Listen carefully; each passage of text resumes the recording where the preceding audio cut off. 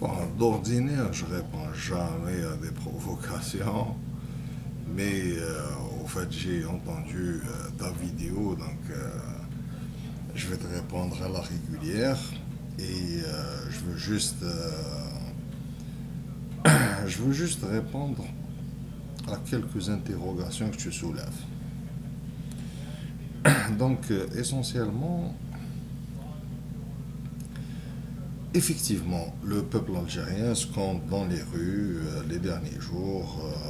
Bouteflika, il y a le Marocain, Marrakech Ahda Khamsa, il n'y a pas de cinquième mandat. Est-ce que ça veut dire que les Algériens sont contre les Marocains? C'est ça ta définition de ce que.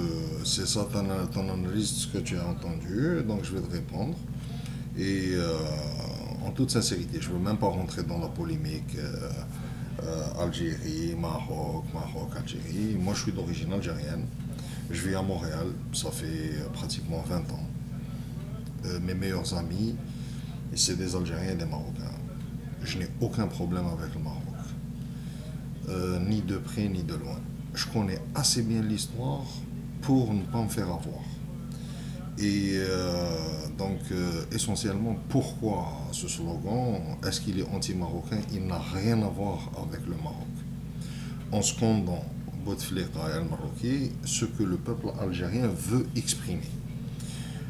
C'est ça ce qu'il faut retenir. Le pouvoir algérien, ça fait 20 ans, fait ce qu'on appelle la même manipulation des masses. Parmi les manipulations de masse que Noam Chomsky énumère, et je ne veux pas rentrer dans une par une, c'est la capacité à un pouvoir à créer un ennemi externe et un ennemi interne.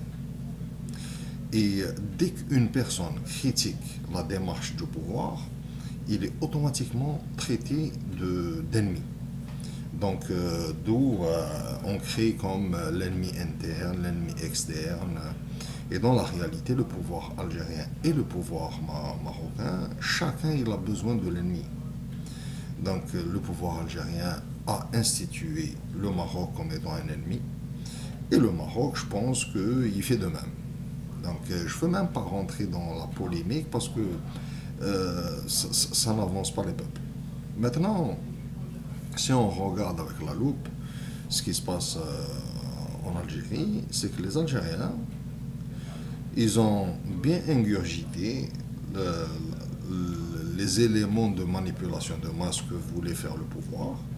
Ils lui répondent de la même façon, avec la monnaie de la pièce, en disant que toi, tu n'es pas un Algérien, il n'aura pas de cinquième mandat. C'est pour ça qu'ils scandent.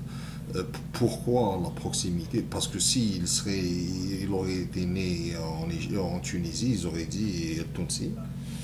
S'il serait né en Égypte, ils auraient dit El Msari. Donc, au fait, parce qu'il est né à Oujda, et il est de citoyenneté algérienne, mais on lui dit que tu n'es pas un Algérien. C'est ça le sentiment qu'ils veulent dégager. Et c'est nullement détester les Marocains ou quoi que ce soit. Et dans la vidéo, pourquoi j'ai tenu à répondre? En général, je ne réponds jamais à des vidéos, mais je te donne le temps. Je te donne le temps de répondre parce que, au fait, tu as développé quelques trucs et j'ai compris que tu l'avais pris comme personnel, pas personnel, mais tu l'avais pris au premier degré, en t'arrêtant juste à la parole de ce que veulent dire les mots. Il faut aller au-delà des mots pour dire ce que veulent exprimer les gens. Ils sont face à un pouvoir. C'est des problèmes internes. Les gens considèrent aujourd'hui qu'on n'a pas à avoir la même personne pendant 20 ans, 25 ans. C'est pas, et c'est pas une insulte. L'Algérie, c'est une république, c'est pas une monarchie. Donc le transfert du pouvoir ne se fait pas par affiliation, mais il se fait par le vote. Le pouvoir algérien a institué la fraude comme étant un élément de la gestion de la société. Donc toutes les élections, il y a de la fraude et le peuple algérien en a marre. C'est tout simplement ça. il y a un soulèvement qui se prépare petit à petit et qui ne veut pas d'un cinquième mandat. Donc, par la suite, juste pour répondre et dire que tu as raison sur quelques points, M. Hell, ce qu'il a dit, c'était stupide. C'était même pas. Ça ne peut pas être les paroles d'un diplomate. Encore, un ministre, et ce n'est pas des paroles de ministre, donc un diplomate encore moins. Ça a été juste un stupide qui voulait, parce qu'il était mis à rude épreuve face à des investisseurs qui voulaient investir en Afrique. Il voyait que les Marocains avaient des structures ou bien une façon de faire beaucoup plus avancée. Et quand je dis beaucoup plus avancée, c'est pas, c'est-à-dire qu'il y avait une efficacité, une recherche de marché externe en Afrique, et que le ministre n'avait pas fait ses devoirs. Et donc, face à la réalité de ce qui se présentait en face de lui, il est passé à la dérision, il est passé à critiquer le voisin, au lieu de se dire, bon, qu'est-ce que je pourrais moi faire? Donc, ça, je t'accorde le point. À part Msahel, qui pour moi c'est un stupide, le reste, le peuple algérien n'a rien contre les Marocains. Et après, le pouvoir algérien, il veut l'instituer, il veut en faire du Maroc un ennemi potentiel. C'est la nature même des pouvoirs, à essayer de manipuler les populations contre les uns, contre les autres, et ainsi de suite. Ceci dit, est-ce qu'il y a un sentiment anti-marocain en Algérie? Nullement. Nullement. J'ai vécu 29 ans en Algérie, j'ai vécu 10 ans ici, après je suis reparti en Algérie, j'ai vécu 5 ans. Maintenant, ça fait 4 ans que je suis de retour à Montréal. Ni avant, ni pendant, ni lorsque j'ai quitté, ni lorsque je suis reparti en Algérie, il y a nullement aucune haine envers les Marocains. Au contraire, c'est probablement la population la plus proche des Algériens après les Tunisiens. Avant les Tunisiens. Donc les Algériens se sentent beaucoup plus proches des Marocains que des Tunisiens. Ça reste que on est des peuples qui sont assez proches dans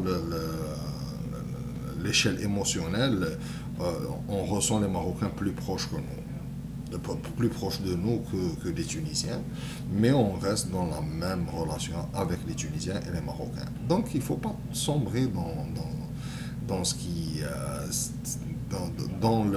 juste le grand titre et qui peut être trompeur. C'est vraiment pas le sentiment anti-marocain ou quoi que ce soit.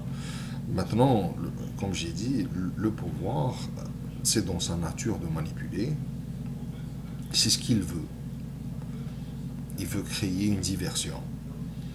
Il ne veut pas qu'on mette la loupe sur les 1300 milliards et non pas les 2000 milliards. C'est 1300 milliards qui ont été utilisés sans que ça se répercute significativement sur le peuple algérien.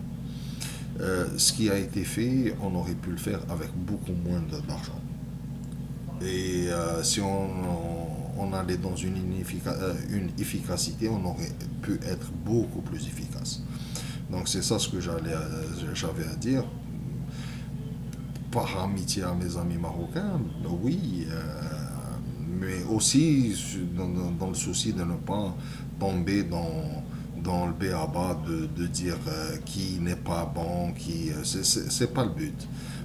Aujourd'hui, la grande notion qu'il faut débattre, ou la chose qu'il faut débattre, c'est d'arriver à un groupement économique régional du Maghreb, dans sa globalité, où les gens peuvent voyager sans aucun problème et que les gens puissent travailler dans n'importe quel pays des 3 pays sans aucun problème. C'est ça où est-ce qu'il faut ouvrir hashtag, garde